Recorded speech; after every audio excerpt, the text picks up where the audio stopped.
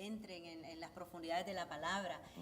La mayoría de la gente cree que la teología no es bueno estudiarla. Hay algo que pienso Mata el espíritu. Algo que sí, porque yo creo que ha sido interpretado mal ese versículo que dice que la palabra mata. La letra mata, pero más el espíritu vivifica. Mucha gente ha tomado ese versículo errado. Allí la letra, pastora, la letra significa a la ley, a la Torá. Exacto. Está hablando en un contexto de la salvación. Exacto. Entonces, la ley nos salva, porque la ley condena y nos muestra el pecado, pero nos lleva a Cristo. Entonces, la letra que se habla ahí es esa. Sí. La traducción tal vez es la errada, ¿no? Porque dice la letra en vez de decir la ley. La letra mata. Decir la ley mata. Mata porque señala el pecado. La consecuencia del pecado es la muerte. Exacto. Más, el contraste, el espíritu es el que da vida. Es a través del nuevo nacimiento por el Espíritu Santo que efectivamente tenemos vida. Y muchas personas han tomado ese versículo errado creyendo que lo que está diciendo es que estudiar la palabra no es bueno. Exacto. Porque nada más necesitamos el Espíritu Santo. Pero la Biblia, tenemos demasiados versículos que hablan acerca del estudio. Es más, Dios dijo que teníamos que conocerle, que dice, más que sacrificios, quiero es conocimiento de Dios, más que cualquier otra cosa. Entonces Dios, podemos ver que aún a través de su palabra, algo que Él siempre enfatizó era el conocerle a Él. Porque nosotros no podemos tener una relación con alguien que no conocemos, ¿verdad? Tenemos que conocerlo para poder tener una relación con Él. Y no conocemos a alguien si no sabemos qué piensa de nosotros. Exacto. O sea, ¿cómo hace uno para conocerse? Las personas que se conocen viven en comunión, comparten, se experimentan, tienen una relación. Y hay una verbalización. Así es. ¿Y dónde están las palabras de Dios? ¿Dónde está lo que Él nos ha dicho? Exacto, está en la Biblia. Aquí en la Biblia. Y solamente estudiando su palabra es que podemos conocer lo que Él nos ha dicho para podernos entonces relacionar con Él. Les quiero animar para que ustedes que nos ven a través de Facebook, que están viendo en vivo esta clase hoy, usted tenga ese ánimo, ese deseo, esa pasión y empiece a estudiar.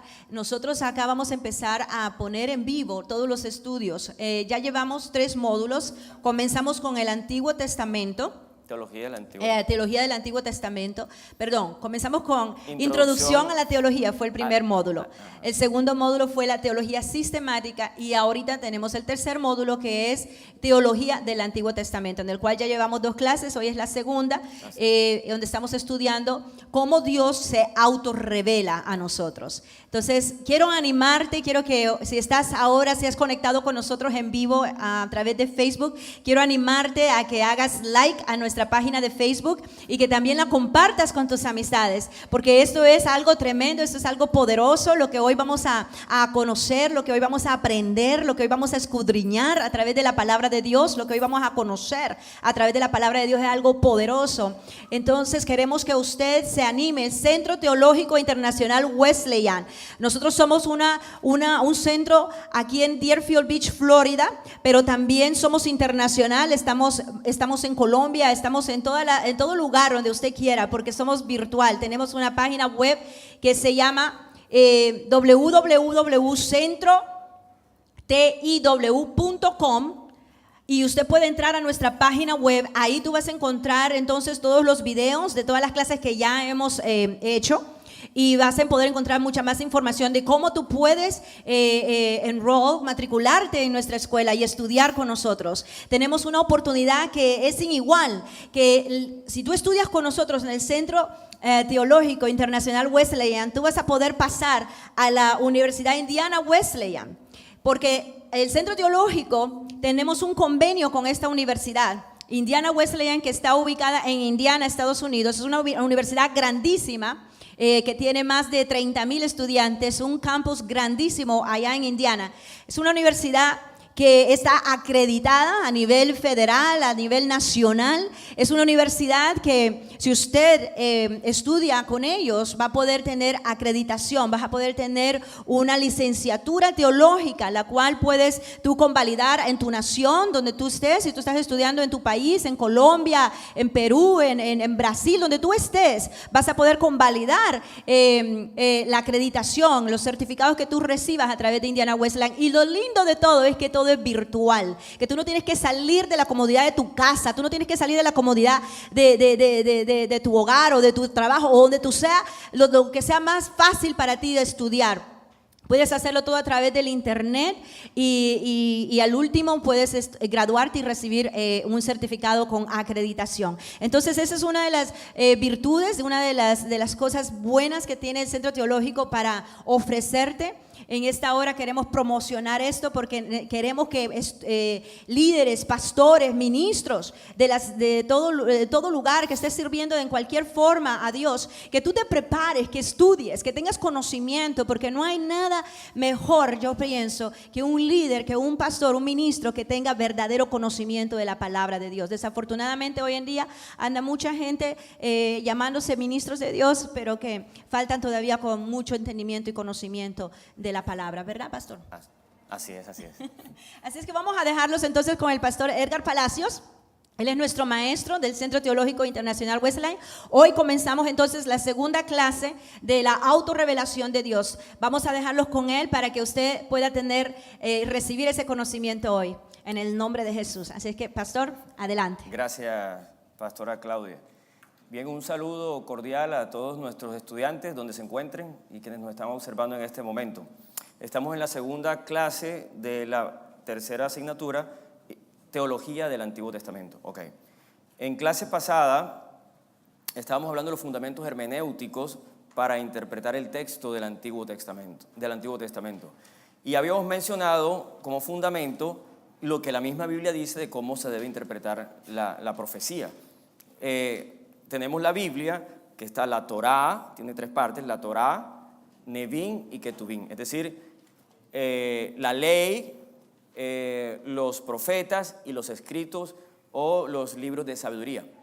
Todos ellos apuntan a cómo vivir en comunión con Dios. La Torá es el pacto de Dios con nosotros, o sea, los mandamientos, tanto lo que nos manda hacer como lo que nos prohíben hacer, los límites de nuestra conducta.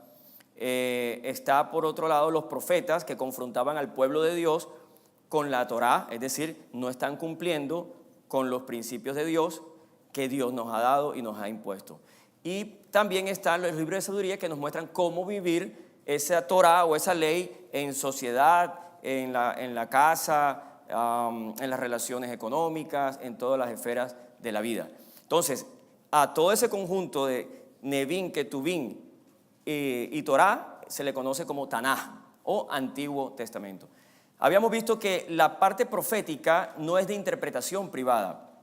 En la Biblia se nos da el principio hermenéutico en 2 de Pedro capítulo 1 versículo 20 cuando dice que ninguna profecía es de interpretación privada.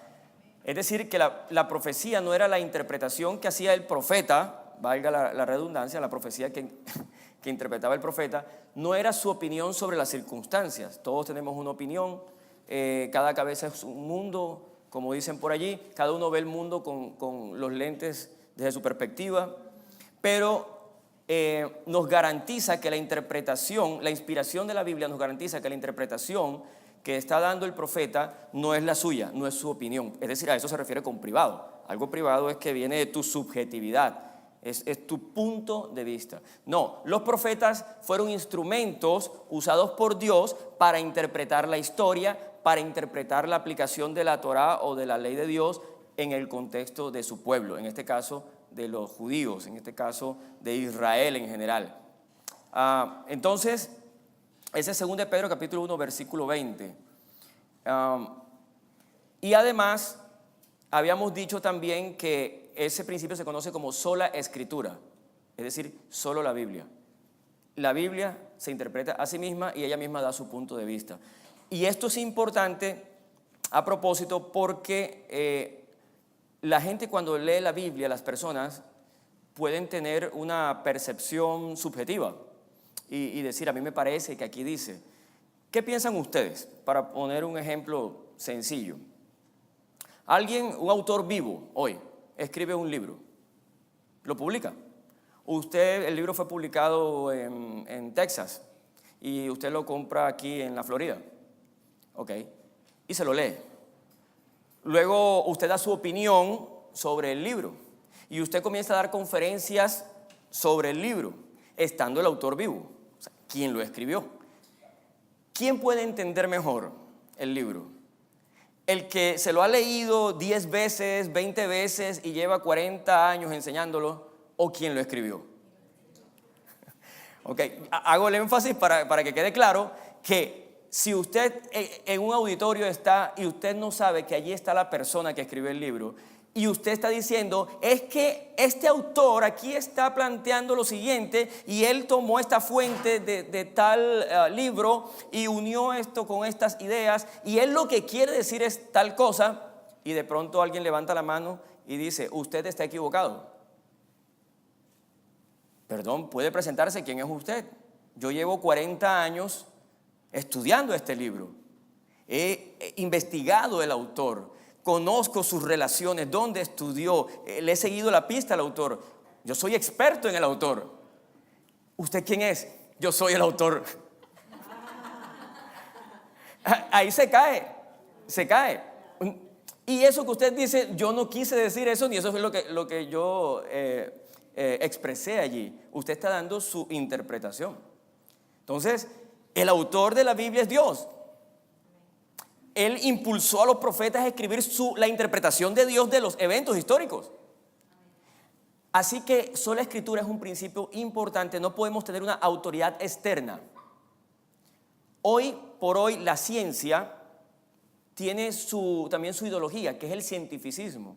Y entonces las personas tratan de acomodar los hechos, los supuestos hechos científicos, más bien las interpretaciones que se hacen del mundo a partir de la ciencia, y tratan de ajustarlas al texto bíblico, pero tomando en cuenta como que la verdad está en la ciencia y por lo tanto la Biblia debe ajustarse a esas opiniones de los científicos. Los científicos también son seres humanos y tienen sus opiniones, pero como habíamos dicho también, sea Dios veraz, todo hombre mentiroso, en Números 23:19. Dios no es hombre para que mienta. Y en Romanos capítulo 3, versículo 4 dice, sea Dios veraz y todo hombre mentiroso, incluidos los cristianos. O sea, todos. ¿Por qué? Porque somos falibles. Y si nosotros decimos algo que no se ajusta a los hechos, pues la proposición no es verdadera, o lo que decimos no es verdadero. Simplemente tiene un grado de veracidad, pero no es verdadero en absoluto. Mientras que lo que Dios dice es verdad, no tiene unos grados de veracidad. Nuestras opiniones sí tienen grados de veracidad. Y bueno, así se habla en las teorías científicas. Se dice que las teorías no son verdaderas o falsas, sino que tienen grados de probabilidad. Es decir, uno lo que hace es corroborar teorías, pero no puede verificarlas en el sentido estricto y decir, esta es la palabra final. Porque mañana puede aparecer una información, un experimento, un dato que nosotros no teníamos. Pueden pasar siglos, pueden pasar años, o quizás nos falte información y no tengamos todo el panorama completo. Entonces, pero como Dios es el autor, la Biblia misma, sola escritura, se interpreta a sí misma. O sea, Dios es el autor y Él dice, yo quise decir ahí esto.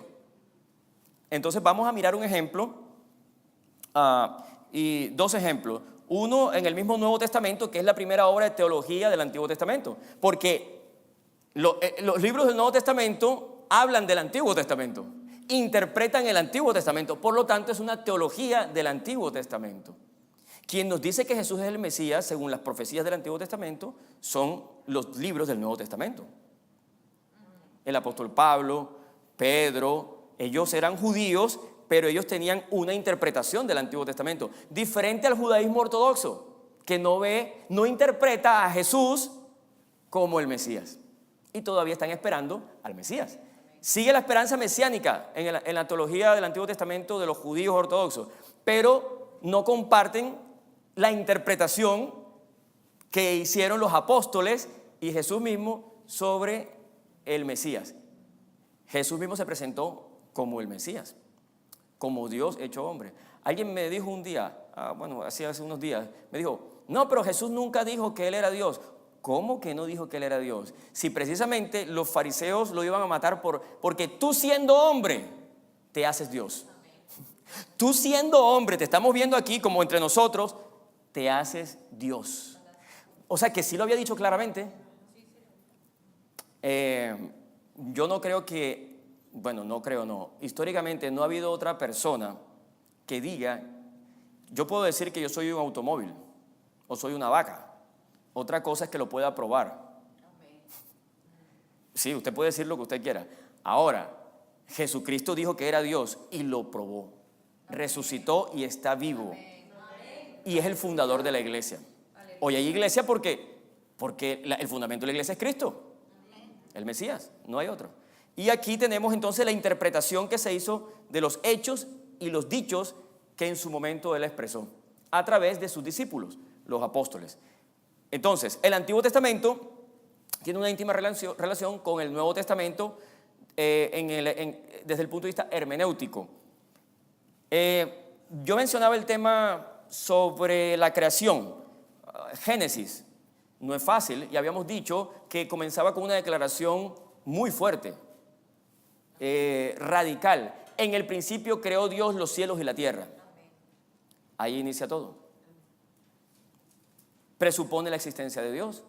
En el principio Dios creó, Él es el creador, elimina a todas las, diríamos, está diciendo que es el único creador, o sea que elimina el politeísmo, elimina el panteísmo, o sea, donde Dios está fusionado con el universo. Dios y el universo es lo mismo, o es una extensión de Dios, como en el caso del hinduismo, de Brahman. Ellos le llaman Brahman a la deidad suprema, y entonces Brahman, que es diríamos una fuerza impersonal espiritual, origina la apariencia de la existencia de la materia, porque en el hinduismo eso se llama maya o ilusión, es decir, la materia como tal no existe, es una apariencia de realidad material. Eso se vio reflejado también, hay influencias dentro del gnosticismo que son de origen oriental y coinciden con la visión, la cosmovisión del mundo, es decir, del universo, como una extensión de un eón principal, una manifestación de un Dios que no se conoce, pero que se manifiesta a través, porque es tan santo, tan apartado, tan puro, el bien supremo, que no se puede mezclar con la materia que es mala. Y algunos dijeron que Jesús no era Dios hecho hombre, porque era entonces tomar naturaleza humana, era entrar en un mundo material, y la materia es vista desde el punto del gnosticismo griego, es visto como malo. La materia es mala, está corrompida, correcto, y Dios no se va a mezclar con el mal. Entonces el bien supremo, absoluto, se relaciona con el mundo a través de unos intermediarios, y en fin, hay muchas cosmovisiones, pero el Antiguo Testamento con esa declaración rompe con esas cosmovisiones. No hay politeísmo porque hay un solo creador, o sea, no hay varios dioses, hay uno solo, y eso está declarado en la Shema judía: Shema Israel, Adonai Eloheinu, Adonai Echad. Escucha Israel, Jehová nuestro Dios, Jehová uno es decir, es único, no hay otro, es único en su género, no hay más. Él es, su propio nombre lo dice, yo soy. ¿Y qué le digo a Faraón? Porque los dioses tenían nombres en la antigüedad: Amón, Ra, Akenatón. Entonces, ¿qué nombre? El Hueyapis, tenían varios dioses, eran politeístas, enoteístas. Después, primero eran politeístas los egipcios, después se volvieron enoteístas por la influencia hebrea allá, tomaron un dios principal. Pero el politeísmo es derrumbado. Dios es único, es el creador, o sea que hay una separación entre el creador y la criatura, o sea, descarta el panteísmo y descarta el monismo. Miren, nada más con ese versículo está dando un punto de vista del universo, de todo lo que existe. Es una visión, diríamos, desde el punto de vista filosófico, es una visión dualista en un sentido, o de una visión de dos realidades existentes, una inmaterial y otra material. Dios es espíritu, y al ser espíritu no es material, pero el espíritu creó la materia. ¿Ven? Ese Dios es espiritual. Por eso dice: en el principio creó Dios los cielos y la tierra. En el credo histórico, cuando después de los apóstoles que se hacen las primeras declaraciones de creyentes de qué es lo que cree la iglesia naciente cristiana saliendo del judaísmo, Eso es lo que hoy conocemos como el credo de los apóstoles, que algunos lo rezan, ¿no? Pero realmente es una confesión de fe donde se está diciendo creo en Dios Padre Todopoderoso, creador del cielo y la tierra. Otras versiones que venían del latín dicen es creador de lo visible y lo invisible. Entonces los cielos, estaban interpretando que los cielos que allí se dice, en el principio creó Dios los cielos y la tierra. No está hablando de los cielos de la tierra, es decir, lo que nosotros conocemos como cielo, como atmósfera o como cosmos. Está hablando del mundo invisible y del mundo visible. Y así es, Dios es creador del mundo celestial, los ángeles, y es creador también de la tierra con sus habitantes y todo lo que existe en el universo. Es creador entonces de lo material y de lo inmaterial. Esa es una afirmación contundente. Si esa afirmación, esa proposición es falsa, todo lo demás es mentira. Es la lógica. No puede, si hay otro relato, si usted dice que la materia es eterna, entonces usted no puede leer la Biblia, no. Esa es una opinión suya, respetable, pero no es lo que declara Dios sobre él mismo. Porque este relato, si bien fue escrito por hombres, es 100% palabra de Dios, pero también es 100% instrumental, palabra de hombres sin error, porque fueron guiados por el mismo autor para escribir. Fueron sus amanuenses, fueron los instrumentos. Así que quedó la huella, la marca de Dios, la verdad. La verdad. Si aquí dice que en el principio creó Dios los cielos y la tierra, y la ciencia dice, escuche bien, que fue lo que les conversaba ahorita, hace 15,000 millones de años, esta es la otra tesis, no había nada, y de repente, de la nada, salió todo, es decir, hubo una gran explosión, no había materia, no había espacio, no había energía, no había nada, de la nada, ¡pum!, una gran Big Bang, y apareció toda la materia, la energía, el espacio, y ella se fue autoorganizando. Y fue evolucionando de lo simple a lo complejo hasta llegar al hombre y al universo que hoy vemos. Ese es otro relato.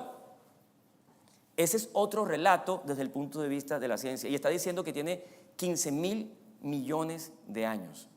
Entonces, cuando el teólogo se acerca en el mundo moderno hoy y tiene un amigo que es físico nuclear, tiene un amigo que es matemático, otro que es bioquímico, otro que es genetista, cuando ellos ven estas declaraciones que estamos haciendo hoy, entonces nos ven pequeñitos y dicen, qué ignorantes, pobrecitos, todavía tienen a esa gente, le están lavando el cerebro allá, esa pastora Claudia, no, ¿cómo es posible? Y declarando, y ahora el otro ahí, que teólogo, diciendo que creyendo en un libro antiguo, cuando hoy tenemos consolidada la mecánica cuántica, tenemos la relatividad, la electrodinámica cuántica, la genética, la biología molecular, la ingeniería genética. Mire, hoy estamos manejando la vida, haciendo vida en el laboratorio y todas esas cosas que nos muestran.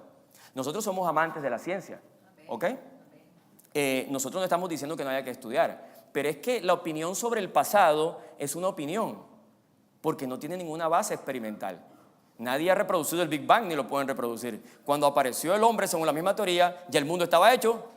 O sea, ya el mundo estaba dado. Así que cualquier especulación sobre el pasado, aquí es donde viene. ¿A quién vas a escuchar? En esa proposición. En el principio creó Dios los cielos y la tierra. Así es. Esa es la primera proposición. Eso es lo que Dios dice. Eso es una autorrevelación. Porque la creación de Dios, las obras del artista hablan del artista. Uno no puede separar al artista de su obra, ni a la obra de su artista, a tal punto que uno dice, eso es un Picasso. Uno no dice, ese cuadro lo pintó Picasso. Ese es un Picasso, ese es un Van Gogh. O ese es un Piet Mondrian, uno cristiano holandés, un pintor. Este libro tiene la marca y la creación de Dios, tiene la marca de Él. Él es el autor. No está la huella del Big Bang, que no es nadie a propósito, porque el Big Bang es nadie. Es la nada, y la nada no puede dejar huellas. Claro que algunos van a decir que la radiación de fondo cósmica que captó el Hubble en su momento de 3 grados Kelvin. Es homogénea en todo el universo. Eso tiene interpretaciones, porque las radiaciones pueden cambiar y no pueden medir que hay expansión realmente, porque puede haber radiaciones que interfieren sobre la velocidad de la luz que viene del espacio exterior. Es decir, nosotros tomamos un dato aquí, pero no tenemos toda la información. Entonces son especulaciones realmente. Sí, claro, la ciencia tiene datos, informaciones, pero cuando se va al pasado está haciendo especulaciones. Se necesita un testigo. Y no hay nada más empírico que el mismo creador del universo nos diga: yo hice el universo y lo hice así. Primer día, segundo día, tercer día, cuarto día. En el primero yo hice esto. En el segundo, ¿y usted por qué sabe? Porque yo lo hice. Sencillo. Sea Dios veraz, todo hombre mentiroso. Aclaramos que no estamos descartando la ciencia para los hechos actuales. La ciencia puede dar cuenta de los hechos actuales observables hoy. Hoy. El primer paso dentro del algoritmo de la metodología científica, ¿cuál es? Observación. Pero muchachos, nosotros estamos observando datos empíricos hoy y ustedes están creyendo en un libro antiguo. Ustedes no estaban cuando hubo la creación y ustedes tampoco estaban cuando hubo el Big Bang, si es que lo hubo. Ustedes tienen tanta fe como nosotros. Ustedes hacen una interpretación sobre los orígenes. ¿Por qué me detengo tanto allí? Ustedes ven que yo doy vuelta y vuelvo al tema, porque hoy en el mundo uno escucha personas cristianas que tratan de armonizar los dos, poniendo la Biblia debajo de las opiniones de los científicos. Note que no digo de la ciencia, sino de sus opiniones instruidas y sus elucubraciones que pueden hacer como humanos, pero no están autorizados porque no tienen base empírica, observacional. Somos respetuosos de la base empírica observacional. Es decir, la verdadera ciencia sí existe y nació bajo la concepción judeocristiana del hombre y de la naturaleza.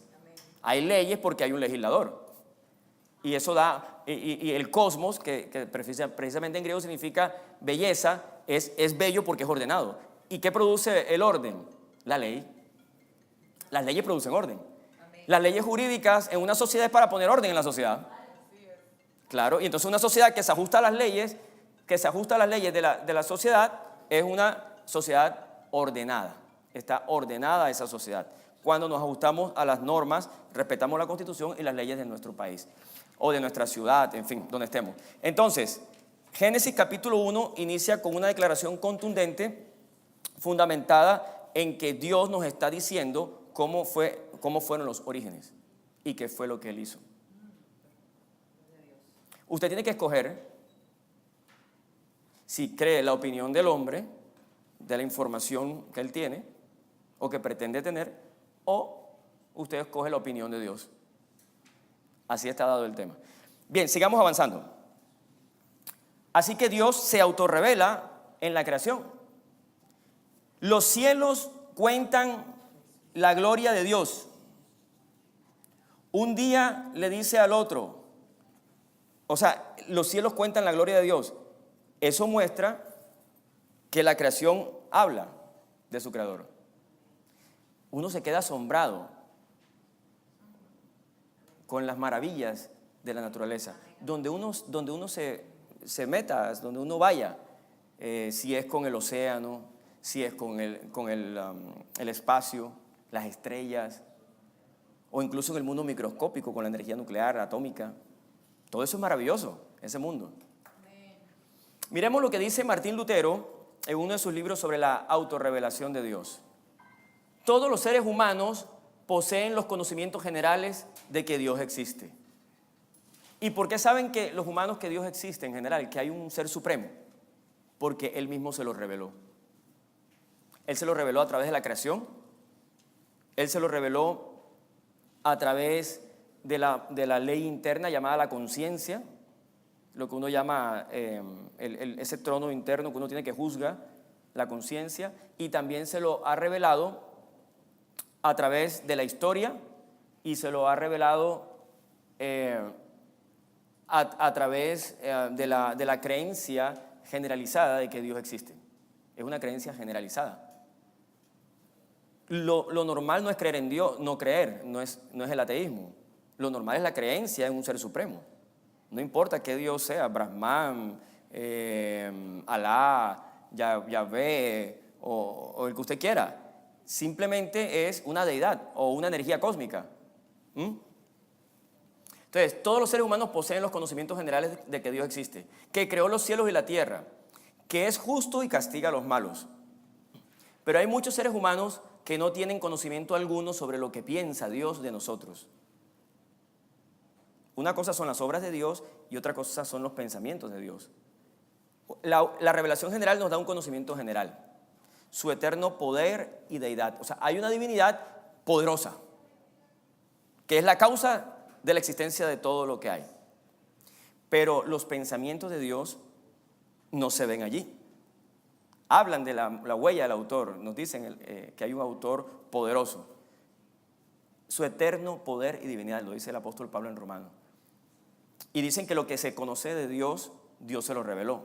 Pero no todos conocen, mire lo que dice, todos en general tienen una creencia de Dios. Los que no tienen conocimiento alguno sobre lo que piensa Dios de nosotros, lo que está dispuesto a dar y hacer para liberarnos del pecado y la muerte y salvarnos, lo que constituye el conocimiento particular y verdadero de Dios. La siguiente diapositiva, por favor. Gracias. Así es posible que el rostro de alguien me resulte familiar, sin que conozca verdaderamente a esa persona, ya que desconozco sus pensamientos. Al ser humano le parece familiar que hay un Dios, pero exactamente no sabe qué piensa ese Dios de nosotros, qué quiere de nosotros, ni qué está esperando de nosotros. Ya que desconozco sus pensamientos. Si usted conoce ve a la persona, usted por eso dice, no, él es conocido, pero no somos amigos. ¿Cómo se le llamó a Abraham? Amigo de Dios. ¿Y por qué es que era amigo de Dios? Porque Dios hablaba con él. Porque Dios le contaba los planes. Usted a sus amigos les cuenta los planes que tiene, los sueños. O sea, hay una comunión. Entonces, es así como los hombres saben por naturaleza que Dios existe, pero no saben lo que desea ni lo que quiere. Martín Lutero, Epístola a los Gálatas. Siguiente diapositiva, por favor. Bien, los secretos de Dios. Los secretos de Dios están dados en Deuteronomio capítulo 29, verso 29. Dice, las cosas secretas pertenecen a Jehová nuestro Dios, mas las reveladas son para nosotros y para nuestros hijos, para siempre, para que cumplamos todas las palabras de esta ley. Deuteronomio 29, 29. Ese texto nos muestra que hay cosas secretas que pertenecen a nuestro Dios, mas las reveladas son para nosotros. Él nos reveló la creación, eso es para nosotros. Entonces es posible saber cuáles fueron los orígenes del universo, del hombre, de la naturaleza y de todo lo que existe. En Job capítulo 11, versos del 7 al 8, se plantea la pregunta sobre la posibilidad del conocimiento de Dios. Miren lo que dice Job. ¿Descubrirás tú los secretos de Dios? ¿Llegarás tú a la perfección del Todopoderoso? ¿Descubrirás tú los secretos de Dios? ¿La respuesta cuál es? No. La respuesta es no. De hecho, es una pregunta que se responde a sí misma. O sea, lo dice con un sarcasmo, con una ironía. ¿Acaso descubrirás tú los secretos de Dios? Y el paralelo. ¿Llegarás tú a la perfección del Todopoderoso? Para que tú descubras los secretos de Dios, tendrías que ser Dios. Porque debes llegar a la perfección del Todopoderoso. Y nosotros no llegamos a la perfección del Todopoderoso. Así que no es posible conocer a Dios si Él no se nos revela. Porque nosotros no podemos descubrir. Descubrir es que tú mismo, por tus fuerzas, tienes acceso a esa información. Cuando se anuncian los descubrimientos científicos, quiere decir que por muchos años han venido trabajando hasta que por fin dieron con su objetivo. Descubrieron. El hombre descubrió la energía atómica. El hombre descubrió una vacuna. El hombre descubrió. Fíjate que el autor es el hombre, el protagonista. Pero en la Biblia el protagonista es Dios. ¿Cómo comienza? Dios. ¿Y cómo termina? Con Dios. Comienza con Dios y termina con Dios la historia de la humanidad. De Génesis a Apocalipsis. Hasta que Dios sea todo en todos. Bien. Siguiente diapositiva. El Señor revela su secreto ¿a quién? A sus profetas. Un ejemplo es Amós 7:15. Jehová me tomó de detrás del ganado y me dijo, ve y profetiza a mi pueblo Israel. Estamos corroborando lo que dice el texto de 1 de Pedro 1:20. La profecía no viene de voluntad humana. Ahí que está diciendo Amós, yo me levanté y dije, voy a dar mi opinión sobre la historia o lo que le va a pasar al rey. No. Él dice, Jehová me tomó de detrás del ganado. Él era agricultor y ganadero. Él no tenía nada que ver, ni siquiera era descendiente de profeta ni de familia de profeta. Era una persona corriente, pero Dios lo tomó. Y le dijo, ve y di esto. Y me dijo, ve y profetiza a mi pueblo Israel. No es motivación humana. Es Dios quien se revela. Pero Él ha escogido hacerlo a través de sus profetas.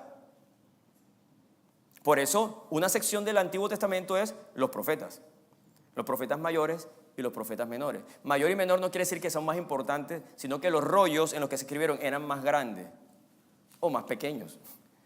Era la extensión del libro. No es lo mismo Isaías, el rollo de Isaías o el de Jeremías, que uno de Habacuc, que es más pequeño. Es una clasificación humana. Los profetas todos son importantes, no hay mayores ni hay menores, porque la palabra de Dios no tiene más importancia en el Antiguo o en el Nuevo. Toda la Biblia es inspirada por Dios, o sea, toda ella es palabra de Dios. Por lo tanto, no podemos disminuir ninguna parte de la palabra de Dios. No es más importante el Génesis que el Apocalipsis. Toda es importante. 1 Samuel 3:20.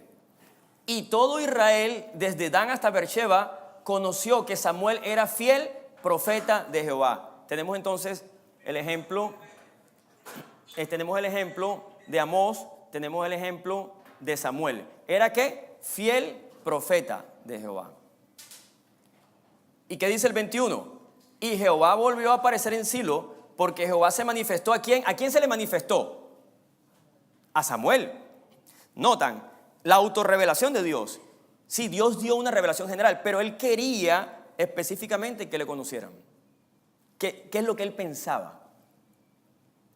Y escogió usar a los profetas para revelar sus pensamientos. Por eso los profetas representan la boca de Dios en la tierra. Porque ellos no lo hacían por su propia, ninguna profecía es de interpretación privada. No era un impulso de ellos, por su gusto. Y Jehová volvió a aparecer en Silo porque Jehová se manifestó. ¿Se manifestó qué significa? Note que Dios es quien encuentra al hombre, no el hombre a Dios. No fue que Samuel estaba buscando los pensamientos de Dios y Dios se los reveló, se los dio por su esfuerzo, sino que de repente uno como Amós estaba con su ganado normalito, desinteresado de qué pensaba Dios, y de pronto le dice, mira, ven, lleva este mensaje. No fue iniciativa humana. Es importante leer el Antiguo Testamento desde esa perspectiva, entender que es revelación de Dios. Ese es un tema fundamental en la teología del Antiguo Testamento. Jehová volvió a aparecer porque Jehová se manifestó. Entonces, aparecer, Él se apareció, o sea que no siempre está. Cuando uno llega una persona y dice, hey, ¿apareciste? O sea, no estaba. Si apareció es porque no era corriente, no era lo común encontrarlo.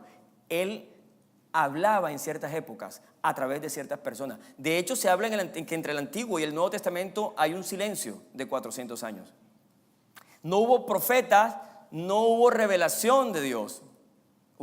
Dios se quedó calladito. No quiere decir que no estaba actuando, sino que ya no dio a conocer sus planes y sus proyectos. Por eso dice el Nuevo Testamento que cumplido el tiempo vino el Mesías. Dios estaba preparando todo el escenario en esos 400 años para la llegada del Mesías, la encarnación. Dios hecho hombre. Entonces, ¿qué es la máxima revelación de Dios? Jesucristo es la máxima revelación de Dios. Eso no lo podemos olvidar. Estamos hablando de la autorrevelación, pero la máxima revelación es Jesucristo.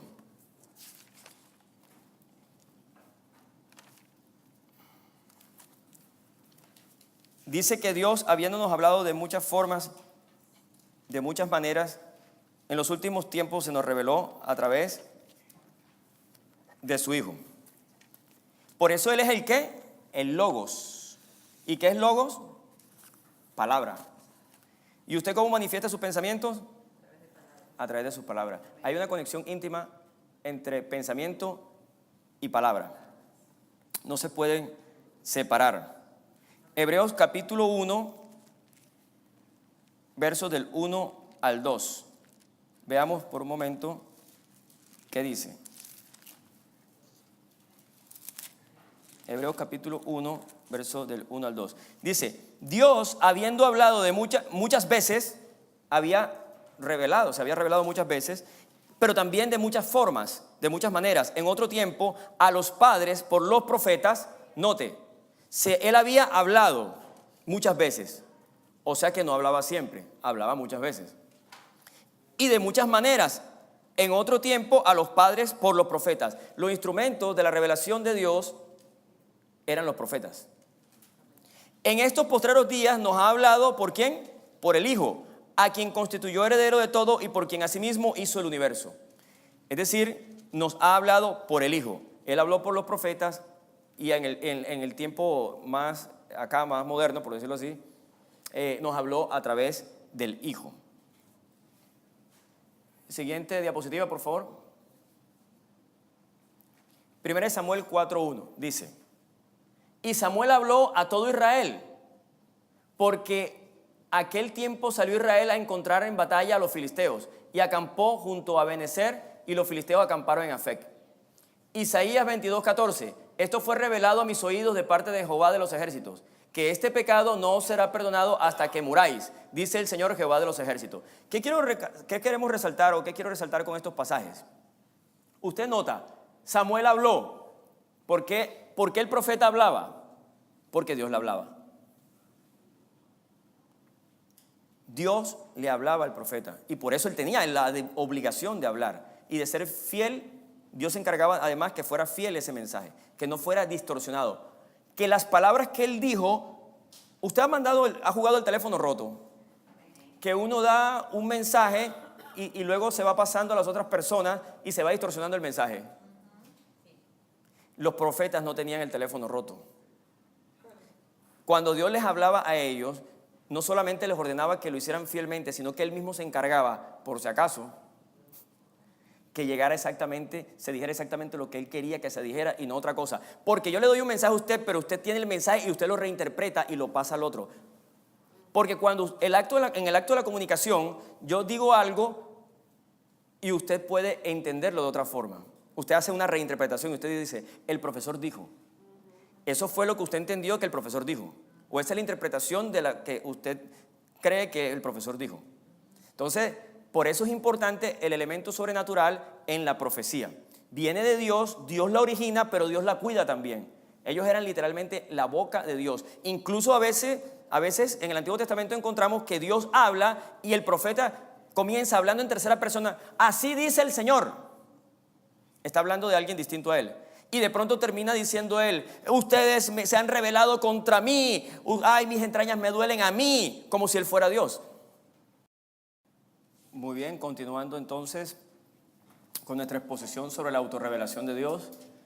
Estábamos mirando que la Biblia muestra claramente que los profetas son los instrumentos de la revelación de Dios. El profeta Samuel, el profeta Amós. Aquí en Isaías 22:14 dice, esto fue revelado a mis oídos de parte de Jehová de los ejércitos. Fue revelado.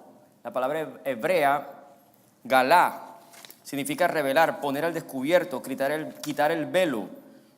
Es decir, y esa palabra se traduce apocalipsis al griego. O sea, la palabra galá en hebreo, apocalipsis en griego y en latín apocalipsis. ¿Cómo se llama nuestro libro, el último libro de la Biblia? Apocalipsis, o se traduce revelación.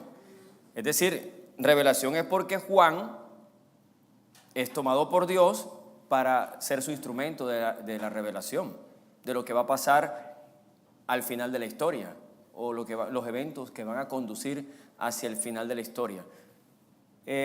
La Biblia, más que historia, aunque es un libro de historia, es un libro de historia, por supuesto, es una filosofía de la historia, es decir, es una interpretación de los hechos y de los dichos de Dios. Claro, la misma Biblia interpreta esos hechos. Hay varios ejemplos que podríamos poner sobre la forma de interpretar, pero quiero mencionar específicamente uno, basándome en el Salmo 16, 9, 10, del 9 al 10. En ese salmo, el rey David escribió de su esperanza en la resurrección. Y David también era profeta. Él también era rey. Recordemos que David era un prototipo del Mesías. El Mesías es descendiente de David, el Señor Jesucristo. Entonces, el rey David escribió sobre su esperanza en la resurrección y profetizó de la muerte y resurrección del Mesías.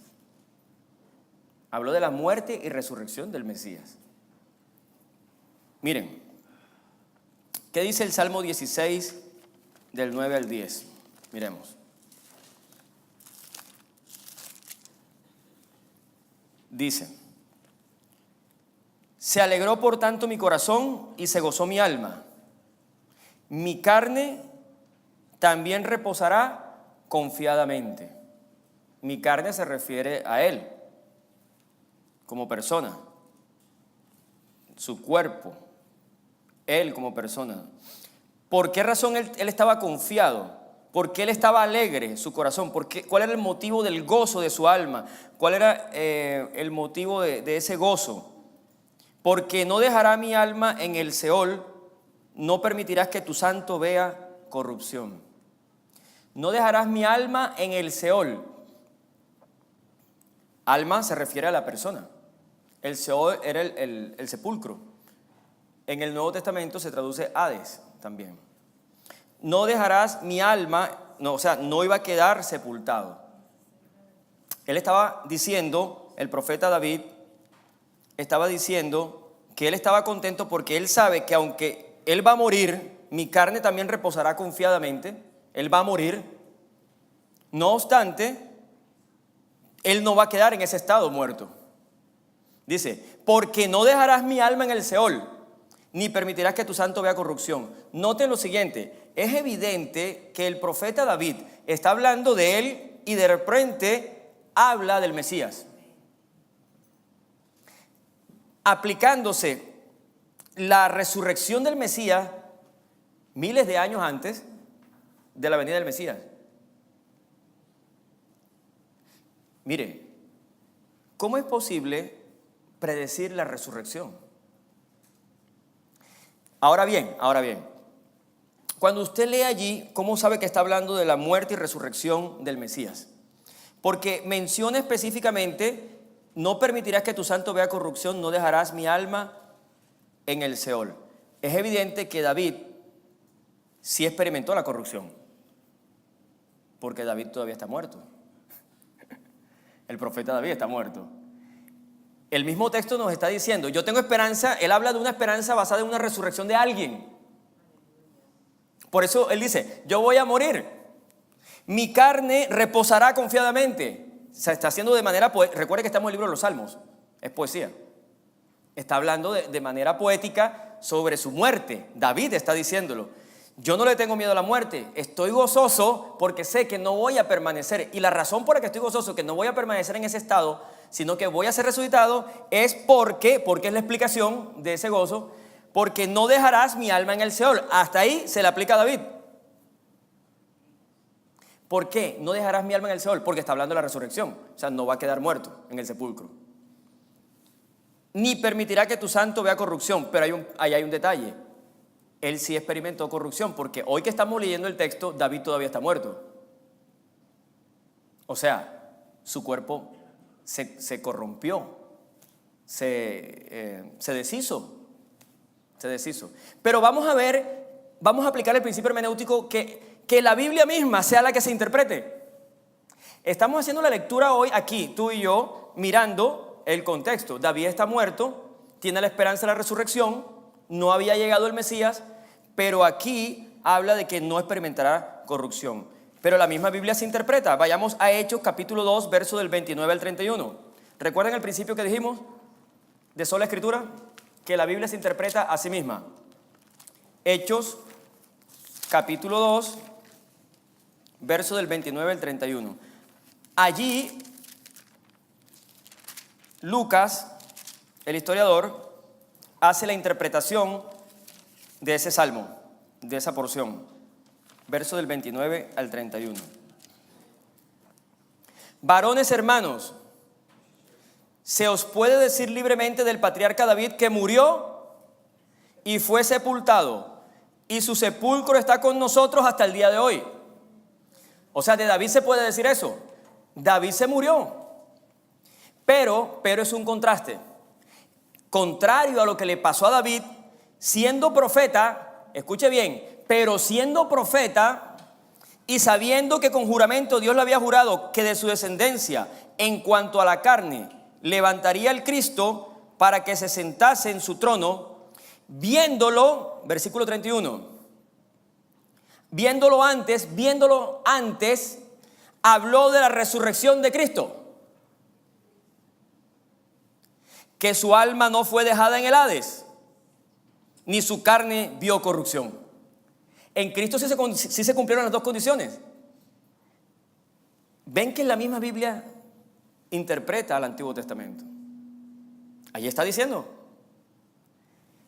que David, viéndolo antes, habló de la resurrección de Cristo y se refiere a ese salmo. Pero David sí experimentó la corrupción. Me puse a mirar el proceso de la corrupción, de cuando uno muere. O sea, lo que vamos a experimentar tú y yo. Tú que me estás escuchando también vas a experimentar la muerte. Vamos a experimentar la corrupción porque seguramente nos vamos a corromper y nos vamos a volver polvo y ceniza. Polvo eres y al polvo volverás. Y nosotros tenemos la esperanza de la resurrección, pero si tú estás escuchando y todavía no tienes la esperanza, aún estás a tiempo. Si recibes a Jesucristo como tu Señor y Salvador, sí vas a recibir a tiempo esa bendición. Es decir, no vas a quedarte en ese estado, que era la misma esperanza que tenía David, el rey David. Es decir, si usted acepta a Jesucristo como su Señor y Salvador, usted va a resucitar porque Él resucitó. Porque Él está vivo, nosotros también viviremos. Entonces, tomando en cuenta eso, me puse a mirar cómo es el proceso de nuestra corrupción. Y se los voy a compartir. Una vez que uno muere, usted murió, tras el fallecimiento de un individuo, el cuerpo comienza con la etapa de putrefacción, primera etapa, que vamos a pasar tú y yo. La primera etapa de putrefacción es a las 24 horas, entre 24 y 36 horas.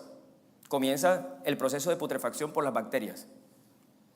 Por eso se dice que un cadáver no puede ser sepultado antes de las 12 horas, para evitar una muerte aparente, porque no has comenzado todavía la putrefacción. Entonces, cuando comience el proceso de putrefacción, está claro que está muerto. Es decir, para no anunciar que murió cuando realmente no estaba muerto. Ni más allá de 36 horas por razones de higiene, porque ya a las 36 horas ya está, tiene ahí hedor. ¿Sí recuerdan cuando ha habido tragedias colectivas en la historia de la humanidad que comienza a oler a podrido? Nos podrimos. Putrefacción. Usted y yo nos vamos a podrir.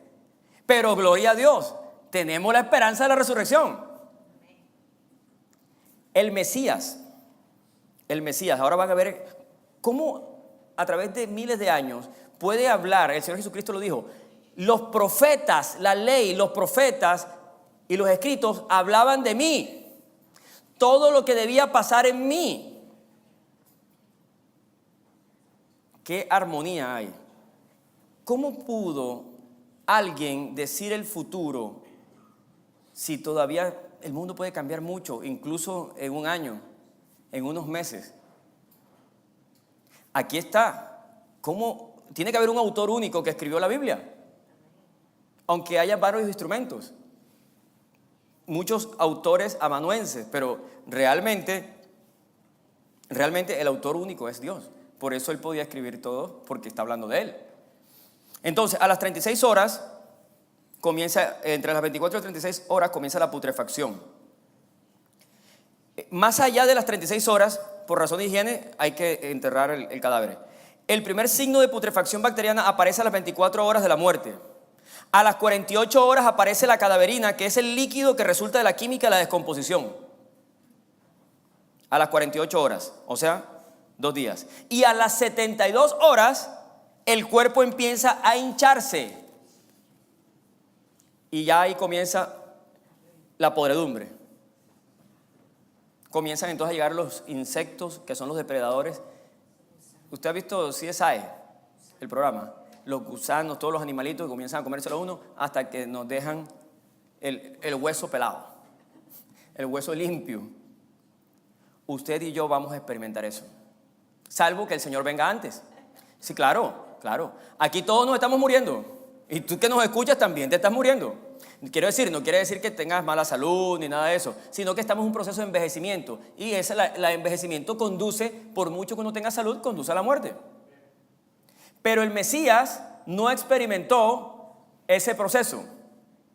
Escuche bien, él murió realmente, pero él resucitó al tercer día, ¿recuerda? Claro, lo que nos quiere decir, por eso es que dice, mire lo que dice el texto, que no permitirás que tu santo vea ¿qué? Corrupción. Sí estaba muerto realmente, pero no entró al proceso de descomposición que comenzaba al tercer día. O sea, experimentó la muerte, pero no se pudrió, no alcanzó a descomponerse. Qué hermoso es nuestro Mesías. Pues, ¿por qué tenía que ser 3 días? Para que no haya duda de que no fue un simulacro de muerte. Realmente murió. A las 72 horas tenía que estar muerto. Él experimentó la muerte real hasta la hinchazón. Por eso es que él resucita con un cuerpo glorificado. O sea que allí hubo una victoria sobre la muerte. Sobre esas fuerzas naturales que vamos a experimentar y estamos experimentando tú y yo. ¿Qué es un cáncer? Es iniciar el proceso de putrefacción antes de tiempo. En vida. Pero el Mesías venció la muerte, venció la putrefacción. Y esa es la esperanza nuestra, que es real porque Él está vivo. Y está gobernando el universo, la historia del universo. Y está gobernando la historia de la iglesia. Yo siempre hago unas digresiones que tienen que ver, la doctrina de resurrección se volvió problemática en el Imperio Romano. Porque el Imperio Romano es un imperio político, armado. Era un ejército que producía un orden en la sociedad. Se habla de la paz romana. Había más soldados que ciudadanos, como Israel. Israel no es un estado que tiene soldados, sino unos soldados que tienen un estado, porque todos son ejércitos. Y qué curioso, Jehová dice que es Jehová de los ejércitos, no de los ciudadanos. ¿Israel de dónde deriva? Pues ese pueblo lo creó Dios. Esos judíos que usted ve por allí, eso se los inventó Dios. Él fue que cogió, llamó a Abraham y le dijo, voy a hacer una nación grande de ti. Y ahí la tenemos. 14 de mayo del 48 nace el estado político. Pero Israel siempre estuvo en guerra. Hasta el día de hoy sigue en guerra. ¿Y quién es el Dios de los ejércitos de Israel? Yahweh. Él se los inventó, Él los defiende, los protege y los cuida. Y tú y yo, como cristianos, somos soldados, seguimos en guerra espiritual. Y también a veces se trasluce en la guerra física. Hay que estar preparados. Los soldados no pueden estar distraídos. Ninguno que milita se enreda en los negocios de la vida a fin de agradar a aquel que lo tomó como soldado. Usted en el ejército hace lo que le dicen en la tropa, lo que mandan verticalmente de arriba hacia abajo las autoridades. No tienes opción. ¿Qué tan comprometidos estamos con nuestro ejército? ¿Estamos distrayéndonos? ¿Tenemos la esperanza de la resurrección? No tenemos por qué temer a la muerte. Tengan miedo más bien a aquel que puede echar vuestras almas en el infierno. Eso dijo el Señor Jesucristo. No teman a los que le pueden matar, Pueden matar el cuerpo, pero no pueden arrojarlos al infierno. A ese sí hay que temerle. Entonces, es importante tener esta perspectiva escatológica. Comienza con Dios el Antiguo Testamento y termina en el Apocalipsis con el Nuevo Testamento. El Nuevo Testamento es la consumación del Antiguo. Es el cumplimiento de las promesas. El Antiguo Testamento, decía hermosamente el teólogo Agustín de Hipona, teólogo africano, siglo V después de Cristo, decía: el Antiguo Testamento es la semilla, el Nuevo Testamento es la flor. Hay una continuidad. Hay una continuidad, hay un cumplimiento. Entonces, para un judío llegar a ser cristiano no es cambiarse de religión. Es el cumplimiento de la esperanza mesiánica. Es llegar a consumar su judaísmo. Ahora es más judío. Ahora su judaísmo se consolida porque se cumplen todas las fiestas del Antiguo Testamento.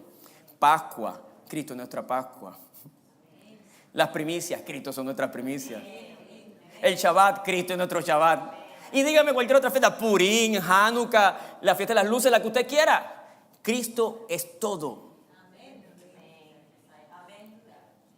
Eso dijo él mismo, Mesías. Dijo: de mí hablaron los profetas, de mí hablaron la ley, todo lo que decía referente a mí. Entonces, la Biblia se interpreta a sí misma en Hechos. Está hablando de la resurrección, pero por eso que hermosamente dice que no experimentarás, no permitirás que tu santo vea corrupción. El Señor Jesucristo no se descompuso, se desató de la muerte, el poder de la muerte de descomponernos. Rompió ese juicio. Recuerden que todo comenzó en el huerto. El día que pecares, ciertamente morirás. Usted me dice: pero yo no soy mala gente, yo soy buena gente. Pero usted es pecador porque usted está muriendo. Bueno, esa es la interpretación que da el texto del Antiguo Testamento. Adán siguió vivo físicamente mucho tiempo, después murió. Pero la parte que no le contó la serpiente a Eva era que iba a morir inmediatamente espiritualmente. Mintió la serpiente. Bueno, el diablo es mentiroso desde el principio. Le dijo: no es así, sino que sabe Dios que seréis como Dios, conocedor del bien y del mal. Pero obvió la parte de la muerte. La parte de la muerte y de la resurrección del Señor Jesucristo se volvió una confrontación con el mundo romano y con el mundo greco-romano específicamente. Grecia conquistó intelectualmente a Roma y Roma conquistó militarmente a Grecia. Porque los romanos eran constructores, eran militares, era gente de acción. Usted no escucha a los grandes filósofos romanos, usted escucha a los grandes filósofos griegos. O sea, los pensadores eran los griegos, pero los de acción, estos eran hombres de reflexión, estos eran hombres de acción. Y el Señor Jesucristo, cuando resucitó, puso en jaque al imperio romano. Porque ahora Él era el Rey de reyes y Señor de señores. Y los cristianos no iban a adorar a César. Y ahí comenzó la persecución. Era un delito político por el que se perseguía a los cristianos. Porque para mostrar lealtad al imperio y mantener la unidad del imperio, la unidad del imperio se basaba en la adoración del César. Es decir, los emperadores, bueno, eso venía desde los griegos, como en el caso de Antíoco Epífanes IV, de los Seleucidas, que eran de origen sirio-griego, que profanaron el templo. ¿Se acuerdan cuando entraron, sacrificaron un choncho, un puerco, un marrano, para los diversos dialectos que tenemos, un cerdo? Ellos, siendo griegos, pusieron una estatua de Júpiter o de Zeus en el templo, profanándolo. Y los judíos, los macabeos, reaccionaron. De ahí sale la fiesta de Hanukkah, o la fiesta de las luces, o la rededicación del templo, que era el templo de Zorobabel, cuando se reconstruyó bajo el apoyo de Zorobabel y del rey Darío, el persa. Ese templo fue profanado, lo que llaman el segundo templo. Entonces, los sirios o griegos quisieron imponer su pensamiento. Israel, los judíos resistieron hasta la muerte y vencieron. Todo comenzó, ellos no aceptaron lo que imponían los griegos. Le dijeron, bueno, no los vamos a matar si ustedes niegan su fe judía, si ustedes adoran a Zeus. Note que para los griegos era Zeus y Júpiter para los romanos. Entonces los dioses, los romanos mantenían la unidad del imperio bajo la unión política de la deidad o la supuesta deidad de César. Antíoco Epífanes, note que la palabra epifanía, que significa manifestación, revelación, es la revelación de Dios. Ellos se ponían títulos divinos. Era Antíoco IV Epífanes. O sea, él en las monedas de la época, esto estamos hablando en el 186 a.C., siglo II a.C. La moneda decía revelación de Dios. O sea, era Dios revelado.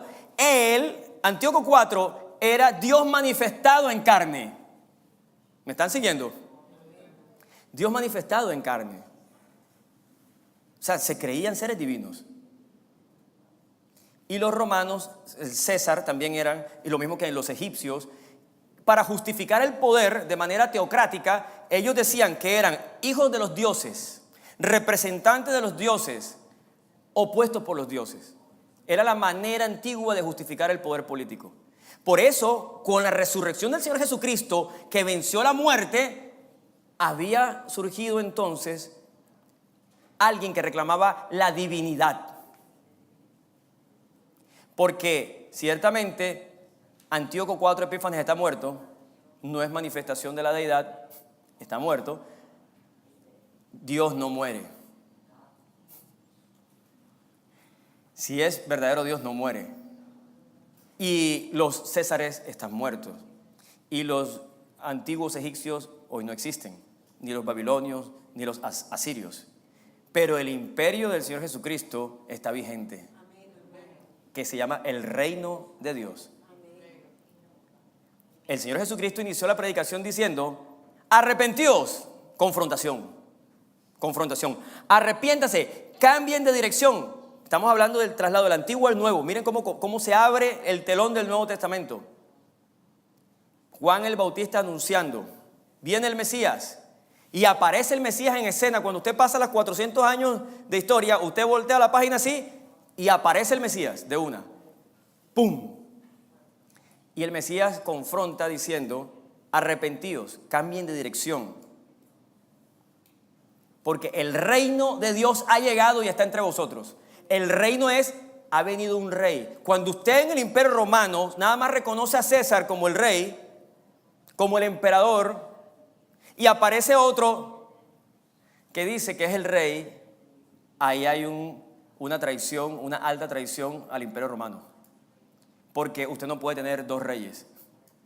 Usted nada más tiene un rey.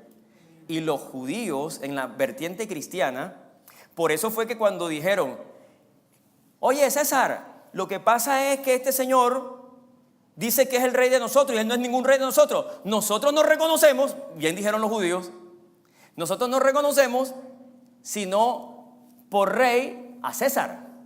Ese es nuestro rey. Así que este señor está traicionando el imperio. Porque él dice que es rey nuestro, nosotros no lo aceptamos como rey nuestro. Y cuando lo interrogaron en el juicio más injusto de la historia, con testigos falsos, con manipulación de versiones, incluso ahí nace un principio del derecho. Nadie está obligado a incriminarse a sí mismo. Tú no estás ante un tribunal, tú no estás obligado a condenarte tú mismo. O sea, no es válido que yo llegue y diga, sí, yo soy culpable, condénenme. No, hay que probarlo. Tienes derecho a permanecer callado, ¿cierto? Y es más, puedes declararte inocente. ¿Cómo se declara usted? Inocente. O sea, no culpable. Pero cuando lo interrogan a Jesucristo, al Mesías, le dice Pilato, ¿eres tú rey? noten que Jesús no le dijo, sí, claro, yo soy rey, porque se estaba inculpando. Mire la pregunta tiene un jueguito muy sutil que tenía unas implicaciones jurídicas en el derecho romano. Tú estás ante una autoridad romana que tiene capacidad de juzgar. Tu vida depende de él. Y él te está interrogando y te dice, ¿eres tú rey?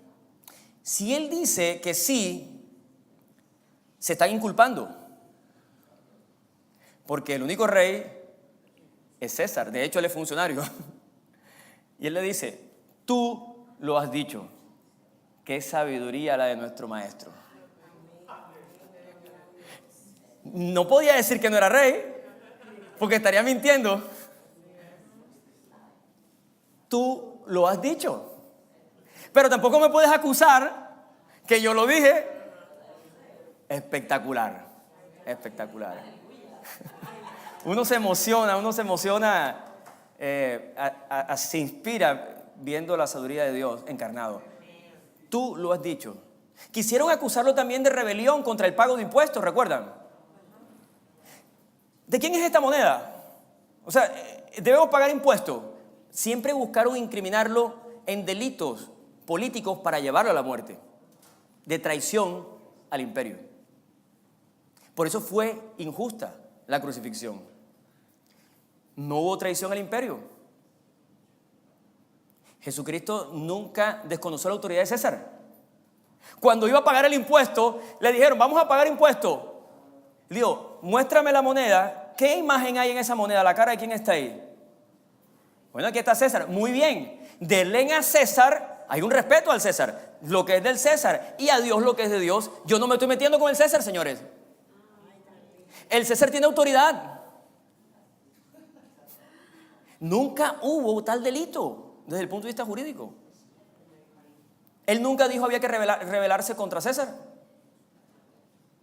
Lo que pasa es que cuando el Imperio Romano comenzó a querer imponer la adoración, ya se metieron con lo más sagrado, que eran las creencias y las convicciones y los mandatos que Dios había dado. Entonces, cuando el Estado político, para la aplicación moderna, desde ese momento, manda lo que Dios prohíbe o prohíbe hacer lo que Dios manda, no ocurre la rebelión, sino el derecho. Tenemos el derecho a obedecer a Dios antes que a los hombres. ¿Me siguen? Si los estados políticos legalizan conductas, promueven conductas que Dios prohíbe, usted no está obligado a obedecerlas, por muy legales que sean. Por ejemplo, el aborto. Asesinar niños en el vientre puede ser legal, pero es pecado. En fin, yo creo que es como una aplicación. O sea, el que Jesucristo sea el Mesías prometido puso en jaque y pone hoy, nos pone una confrontación entre la iglesia y el Estado. Inevitable. No hay una fe que no tenga unas implicaciones sociales o unas implicaciones públicas o unas implicaciones. O sea, el cristianismo, la fe no es una vida privada. Somos libros abiertos. Si no leen la Biblia, nos leen a nosotros. Somos la sal y la luz. O sea, la luz no está para esconderla, sino para que alumbren.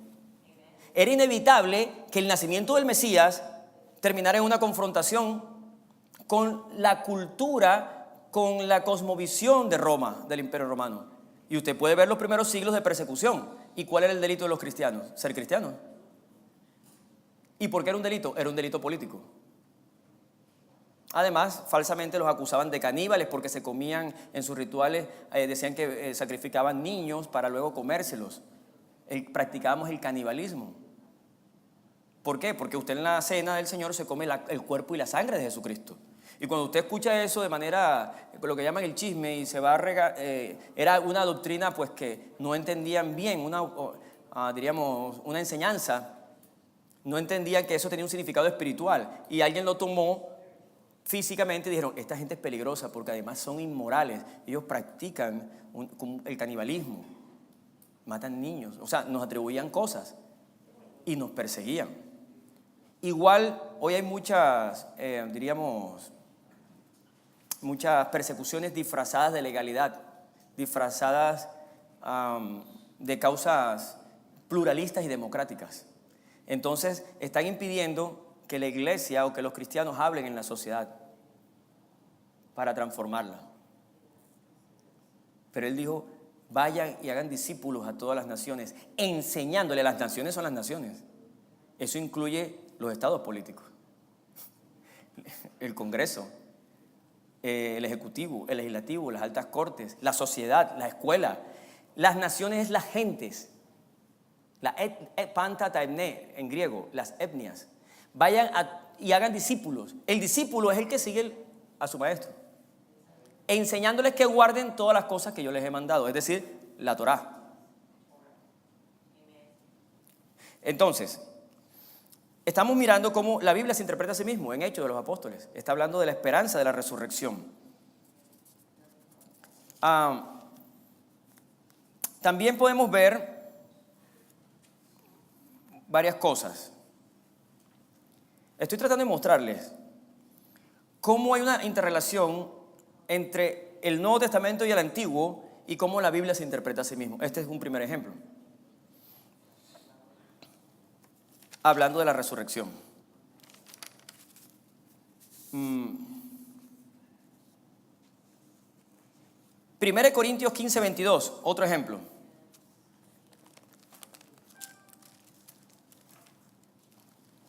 1 Corintios 15, 22.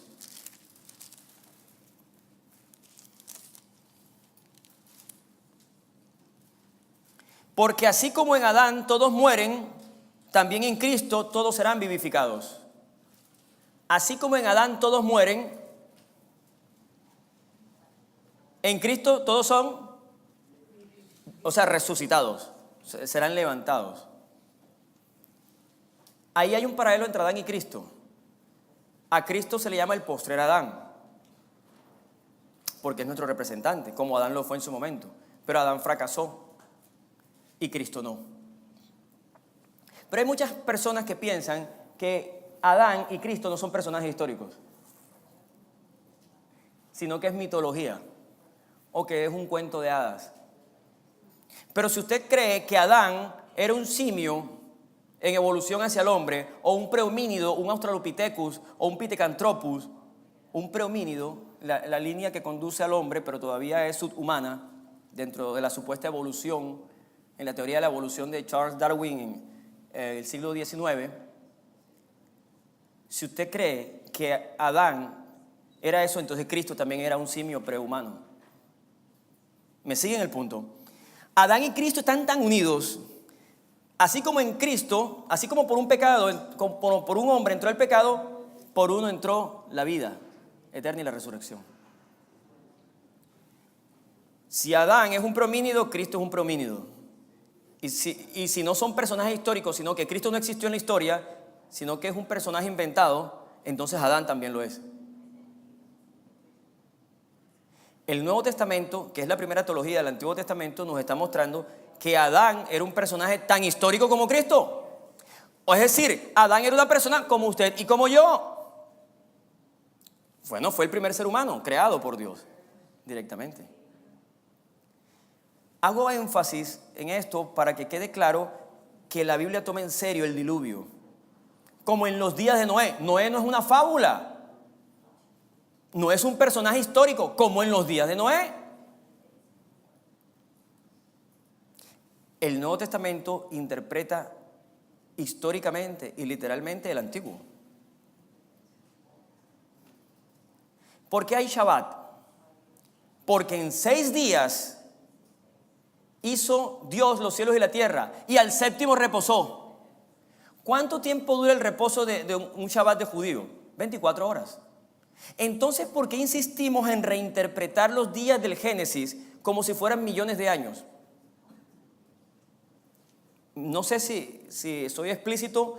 Es decir, si el texto bíblico se interpreta a sí mismo, usted quiere saber de cuánto era la duración de cada día en Génesis, vaya al Nuevo Testamento o ahí mismo en el Antiguo, y le dice, porque en 6 días, o sea, 1, 2, 3, 4, 5, 6, y el día después el último día después de que es Shabbat, reposó, y la razón por la que se reposa es porque Jehová reposó de sus obras. ¿De cuáles obras? De la creación. ¿Y cuánto tiempo duró la creación? 6 días.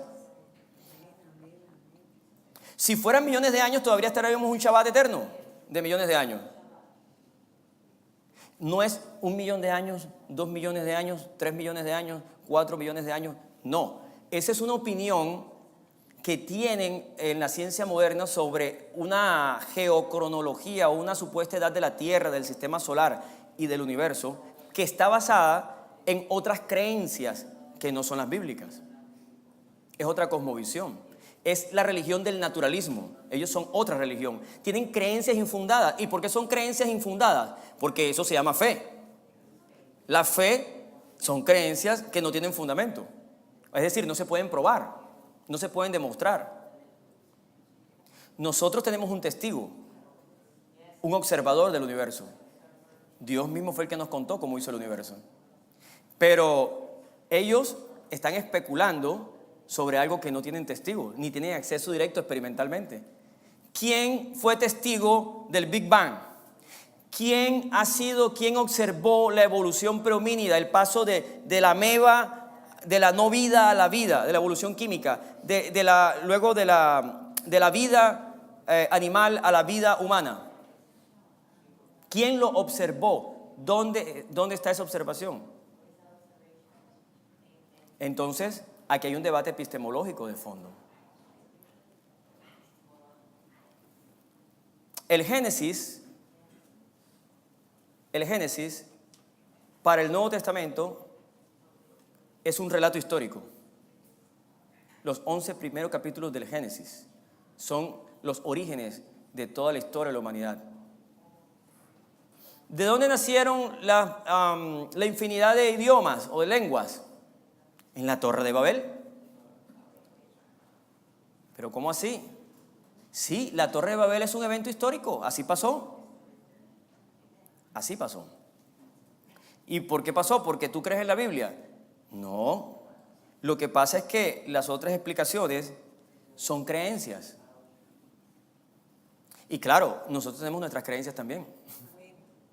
Pero nuestras creencias están basadas en alguien que está vivo. Y que Él valida el Antiguo Testamento. Porque está vivo. No sé si entendemos el impacto de que Cristo está vivo. Esto no es una doctrina, es un hecho histórico. El cristianismo reposa sobre el olor fragante de una tumba vacía.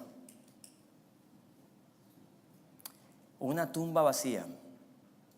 Todos los demás fundadores de las demás religiones están muertos, incluido Moisés, fundador del monoteísmo hebreo, si lo tomamos como el primer teólogo judío. Abraham está muerto, pero Jesucristo está vivo. Entonces, cuando miramos y nos comparamos con las religiones históricas, taoísmo, shintoísmo, brahmanismo, confucianismo, esas las antiguas, Hare Krishna y el resto que se derivan. La Biblia es un documento histórico, o sea, narra los eventos que ocurrieron en la historia.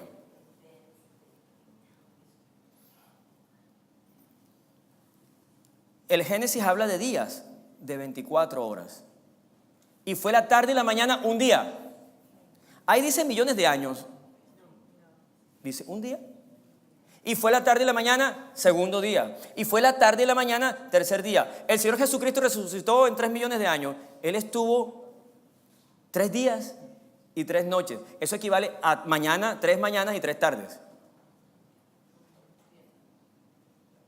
Es la forma hebrea de hablar sobre el día, la duración de un día. Pero ¿cómo así? Si no había luz, porque la luz, lo primero que Dios creó es la luz, pero esa luz no era la del sol, que aparece más adelante. ¿Y cuál es el problema con la fuente de la luz? ¿Dios ha podido crear el universo en un segundo? ¿O en 10 millones de años? o en un proceso de 500, 1000 años. Pero él decidió hacerlo dentro de un patrón para ubicar luego al hombre. La semana. ¿Usted y yo cómo trabajamos? Con base en la semana. ¿Y de dónde salió la semana? A ver, explíqueme de dónde salió la semana. ¿En qué momento surge en la historia de la humanidad el patrón para guiarse por semanas? El patrón lo puso Dios. El mundo hoy se guía por semanas.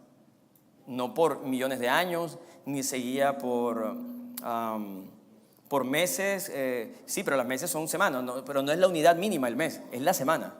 Un mes tiene 4 semanas. Entonces, Dios creó, lo hizo así, ha podido hacerlo como quisiera, en un segundo, en 10 segundos, en 20 millones de años, pero Él decidió hacerlo así porque estaba preparando el ambiente para que el hombre trabajara y viviera allí. Ese es el relato bíblico del Génesis, el capítulo 1 y el capítulo 2, sobre todo el 1 que nos da el panorama general y el 2 nos entra ya en detalles específicos de ese panorama. Entonces, Dios no está limitado. Así que Él creó una fuente de luz para medir efectivamente el día y la noche. Y fue la tarde y la mañana el primer día. Y fue la tarde y la mañana. El judío cuenta los días desde la tarde. Nosotros comenzamos el día con la mañana. Tarde y mañana. Tarde y mañana, primer día. Bien, esa es la forma hebrea de contar los días. Hay bastante que conversar sobre estos temas, hay bastantes temas que profundizar. Pero estamos avanzando entonces en la hermenéutica de la interpretación de la teología del Antiguo Testamento, basado en la interpretación que hace el Nuevo Testamento del Antiguo Testamento.